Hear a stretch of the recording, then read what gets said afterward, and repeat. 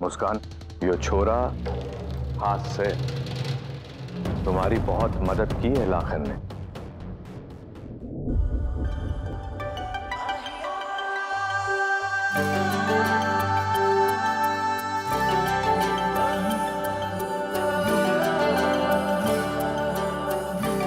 जो लाखन है और यो थारे धन्यवाद का पात्र से।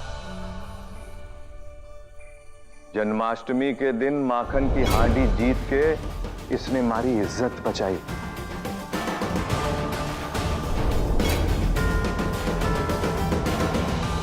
वरना हुकुम के गांव के लोगों को तुझे अपने हाथ से माखन खिलाना पड़ता। तेरे हाथ से माखन खाने का असली हकदार यो है, और तैने इसे ठीक से माखन भी न खिलाया, जो गलत बात है।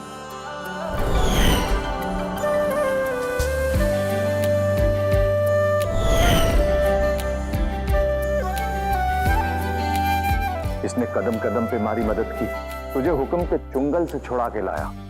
इसने वो काम किया जो दरोगा और मैडम सर भी न कर पाई। अगर यो अड्डे पे ना पहुंचता तो आज तू यहां आजादी की लड़ाई न लड़ पाती।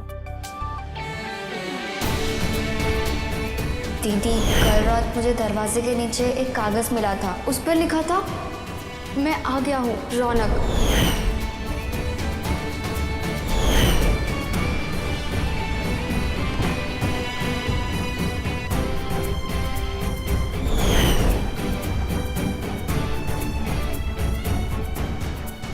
रौनक जी मुझे सारी मुसीबतों से बचा रहे थे। इन सारे पापियों के खिलाफ रौनक जी शुरू से ही मेरी ढाल बन के खड़े थे। Thank you Raunak ji, thank you. और इन सारे कारणों की वजह से तुझे लाखन को धन्यवाद कहना चाहिए मुस्कान।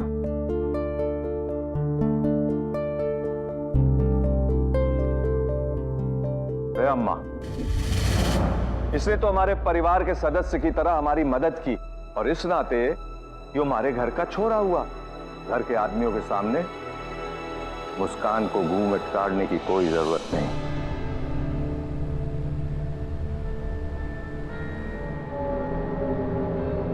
पर भाई यो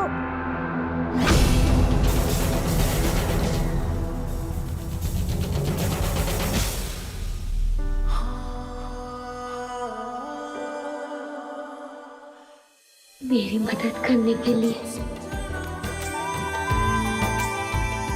धन्यवाद लखन जी।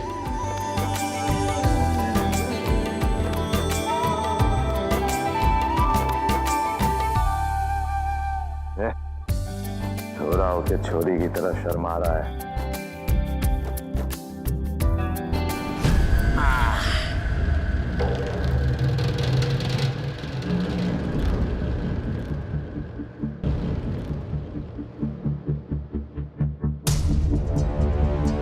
तो जी आ गए शूरवीर। रे अम्मा, जरा आरती की थाली लेकर आ। ऐसे योद्धाओं की तो पूजा करनी चाहिए। हाँ?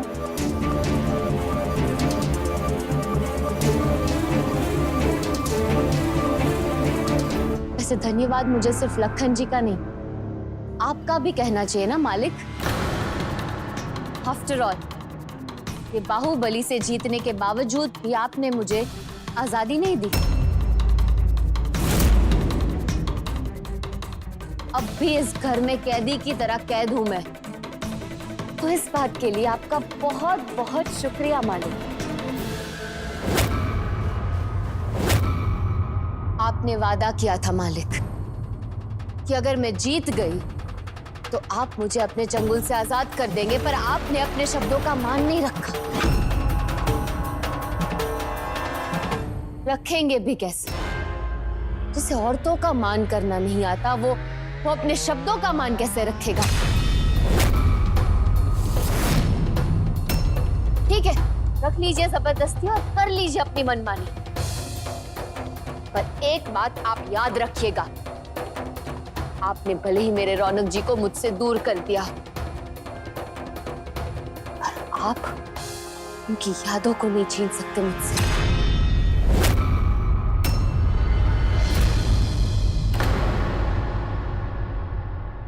मेरे दिल में उनके लिए जो प्यार है उससे कोई नहीं मिटा सकता। ए छोरी, तेरी इतनी हिम्मत!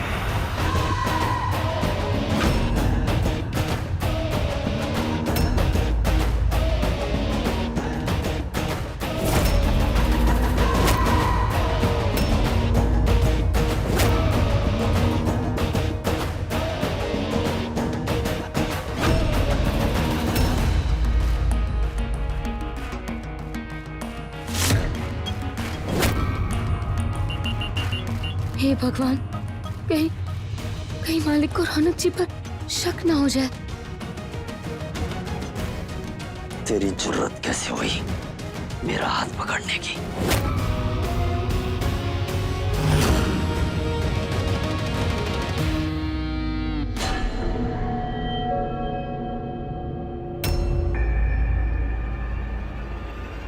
गुस्ताखी माफ मालिक, लेकिन हमारा मानना है कि जो मर्द औरत पे हाथ उठाता है वो कमजोर होता है। ये कमजोरी की निशानी है बस, और कुछ नहीं।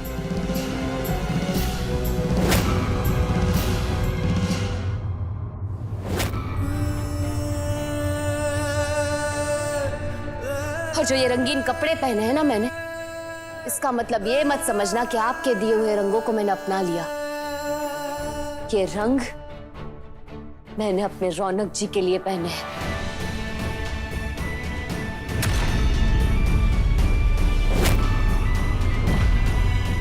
वो इस बात का प्रतीक है कि मेरी सांस में, मेरी हर धड़कन में, मेरे दिल में रौनक जी थे, है और हमेशा वही रहेंगे।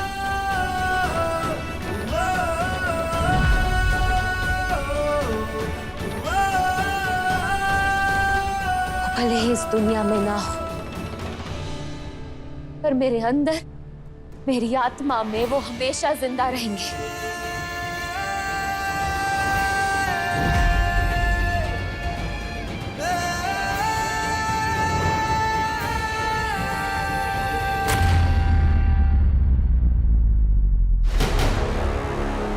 बहुत जहर उगल लिया तने, चले मेरे साथ भीतर है।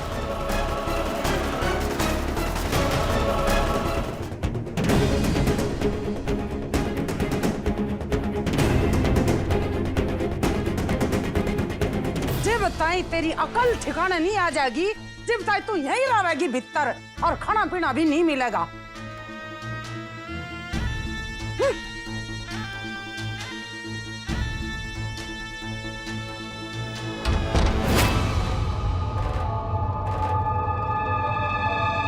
दीदी, आप ठीक तो हो ना? मैं ठीक हूँ चमकी, मेरी फिक्र मत कर। तो बस एक काम कर, नीचे जा और जाकर बोल कि कमरे का पंखा नहीं चल रहा, उसे अभी के अभी ठीक करवा के दे। ठीक है दीदी।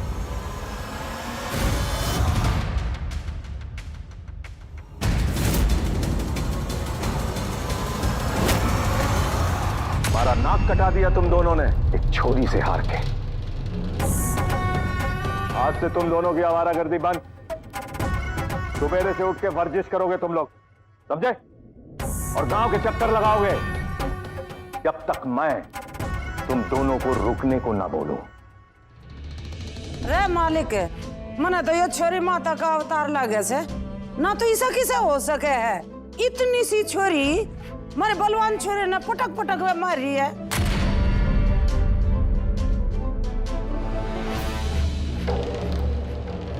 अरे डार्लिंग, आओ आओ, कुछ चाहिए तुमको? वो हमारे कमरे का पंखा नहीं चल रहा है, तो दीदी ने कहा कि उसे अभी के अभी ठीक करवा दीजिए। कमरे का पंखा?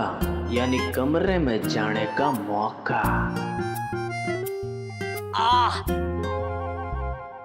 बावला है क्या तू? भैया अगर आपकी इजाजत हो तो मैं छोरी के कमरे में जाके उसका पंखा ठीक कर दूं। ओ इजाजत के बच्चे, आज लो कोई काम ढंग में हुआ तेरे पे? पंखा ठीक करेंगे, मैं ठीक करके आऊंगा पंखा।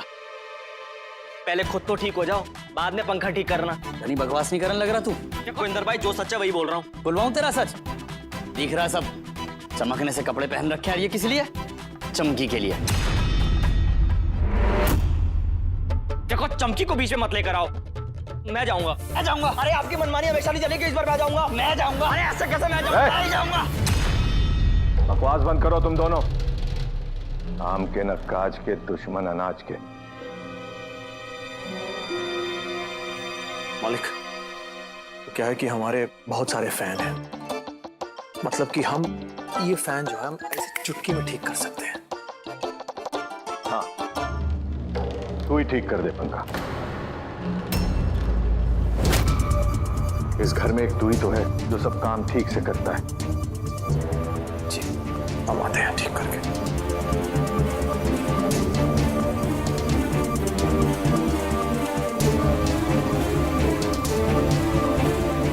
भैया, हमसे ज्यादा इस कल के आए छोरे पे भरोसा हो गया आपको। हम बे सही बोल रहा है ये छोरा। तू तो घना ही भरोसा कर रहा है इस बार के छोरे पे। देख लिए कि तो ऊंच नीच ना हो जा, ना तो फिर पछताना पड़ जाएगा। अरे तू चिंता ना कर अम्मा, कुछ ऊंच नीच ना होएगा। मने इंसान की परख करना घनी अच्छी तरह आवे से। ये छोरा सोना है, सोना।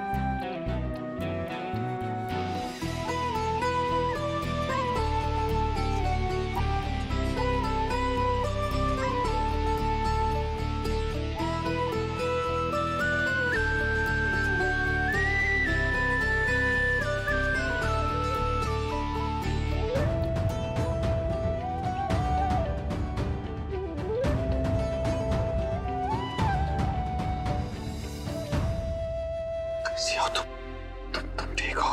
तुम कुछ हुआ तो नहीं? इन्होंने कुछ किया तो नहीं तुम्हारे? आप ठीक हो? हाँ, बिल्कुल ठीक है। मुस्कान, वो आपने जो वादा किया था तुमसे, उसका मान नहीं रख पाए। मैं गुनहगार है, माफ कर दो।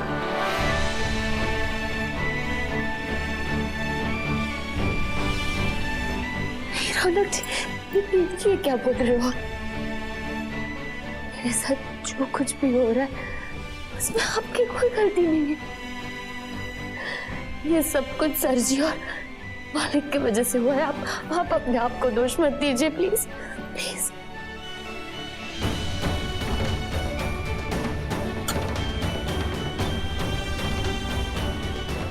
रौनक जी, माँ, लवली दी, टॉली, सब कैसे?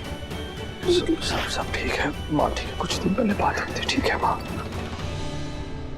और सर जी,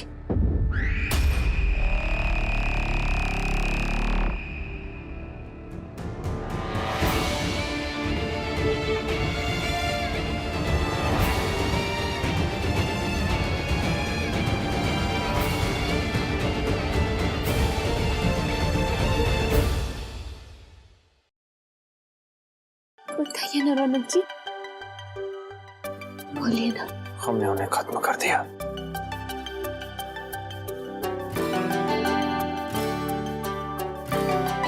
सर जी को मार दिया हमने।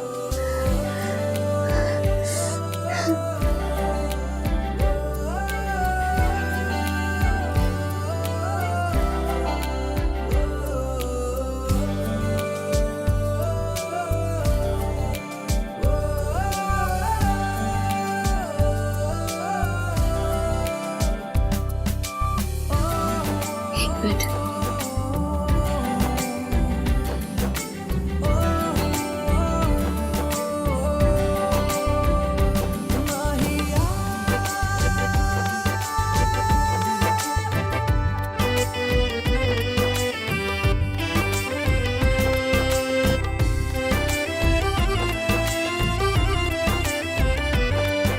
मुस्कान, ये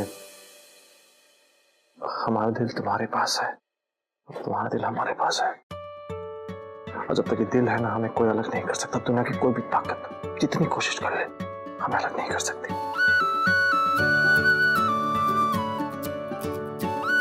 तो ये तुम्हारे पास आया कैसे?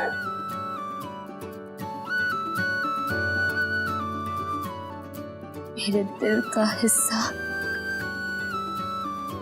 सिर्फ आपके पास रह सकता है और किसी के पास नहीं। खुद से भी ज्यादा हमदम है एतबार तेरा, मेरे दिल में धड़कने कम ज्यादा है प्यार तेरा। मालिक चाहे कुछ भी कहे, मुझे उस छोरियों के कमरे में जाकर छोरे पर निगाह रखनी पड़ेगी।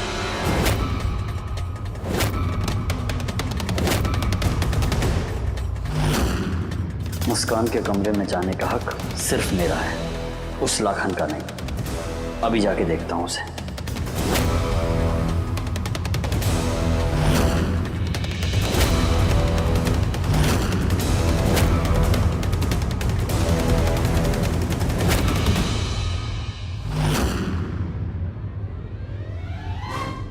धक्का क्यों मार रही हो?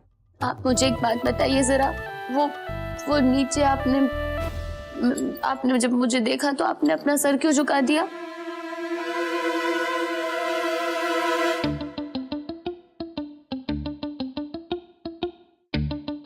अगर नहीं झुकाते और तुम्हें देखते रहते, सबको दिख जाता कि हमारी आंखों में तुम्हारे लिए कितना प्यार है, तो फिर सारा भांडा फूट जाता, सबके कड़ाई पे पानी फिर जाता, सबको समझ में आ जाता कि रौनक मुस्कान का है, मुस्कान रौनक, इसीलिए सच झुका लिया।